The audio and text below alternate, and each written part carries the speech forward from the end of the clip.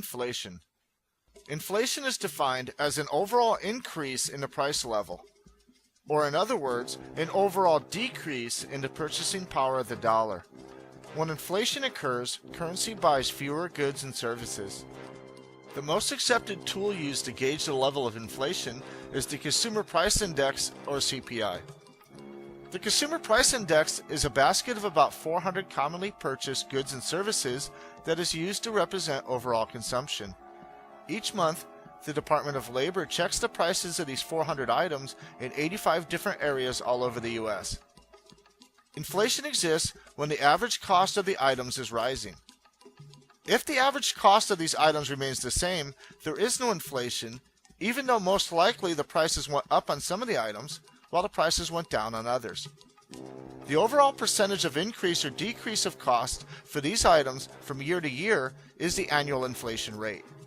We'll cover the Consumer Price Index in greater detail in a later video. There are two types of inflation: demand pull inflation and cost push inflation. Demand pull inflation occurs when the demand for goods and services increases faster than the supply of goods and services. This increase in demand could come from increases in the money supply or increases in the amount of money government spends. Demand pull inflation is sometimes described as too much money chasing too few goods. When demand increases, there would be a shortage of many items if prices stayed at the same level. However, prices will not stay at the same level. When there's a shortage of something, the price on that item will rise until it hits an equilibrium. This causes a rise in the overall average of prices. Cost push inflation happens when there is an increase in the cost to produce goods and services. These increased production costs could be increases in the cost of raw materials, energy, or any other item used in production. They also could be increases in wages. This is sometimes referred to as wage push inflation or the price-wage spiral. The government attempts to combat inflation using fiscal policy and monetary policy. Fiscal policy is the use of the government's taxing and spending powers to attempt to accomplish economic goals. Fiscal policy can be used to decrease spending to reduce demand pull inflation. Government can reduce total spending by reducing its own spending. It can also reduce overall spending by raising taxes, which leaves consumers with less money to spend on goods and services. Monetary policy involves the changing of interest rates and availability of loans to attempt to accomplish economic goals. The Fed can reduce spending by raising interest rates and making loans harder to obtain, which in turn reduces demand pull inflation. Inflation can never be totally eliminated. Furthermore, efforts to reduce inflation tends to cause unemployment, just like efforts to reduce unemployment tends to cause inflation. Because of this trade-off, policymakers have to struggle with which is worse when making policy decisions. Should they attempt to reduce inflation at the cost of higher unemployment? Should they attempt to reduce unemployment at the cost of higher inflation? These questions are the subject of much debate among economists. And while these policies might work good in theory, it's safe to argue that they're not as effective as one might hope.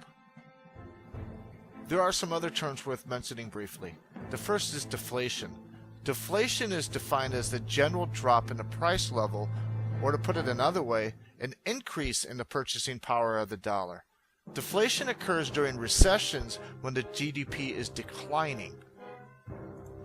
Because of the decline in demand, sellers must reduce their prices to attract buyers, which causes an overall price decrease, also known as deflation.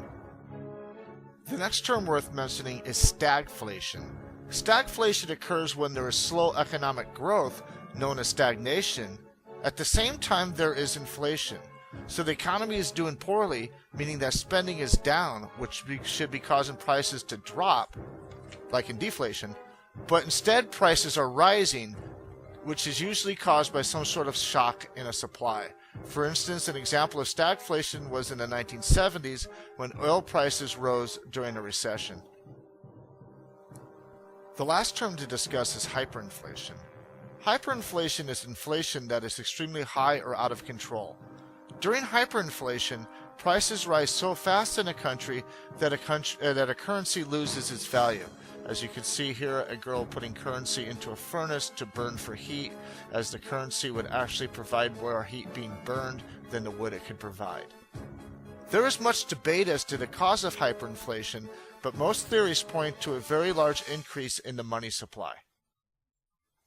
There have been many cases of hyperinflation throughout the last 100 years, including currently in Zimbabwe, where the present inflation rate is over 10 million%.